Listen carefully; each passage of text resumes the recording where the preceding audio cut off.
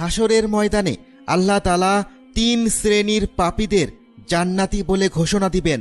সেখানে উপস্থিত সকলেই তখন আশ্চর্য হয়ে যাবে।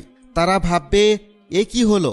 এরা তো দুনিয়াতে সারা জীবন পাপ কাজ করে বেড়াতো, তাহলে আল্লাহ তাআলা কেন এদের জান্নাতি বলে ঘোষণা দিলেন? তখন সেই পাপীরা খুশিতে পাগল হয়ে তারা বেহেশতের দিকে ছুটবে। আর যখন তারা পুলসিরাত পার হয়ে বেহেশতের দরজায় প্রায় কাছে এসে পড়বে, ফেরেশতারা তাদের শেকল দিয়ে পুরোপুরিভাবে বন্দি করে ফেলবে। ঠিক তখনই আল্লাহ তাআলা তাদেরকে জানাবে, তোমাদের সাথে মজা করা হয়েছে আর তোমাদের শাস্তিরই একটি অংশ ছিল এসব।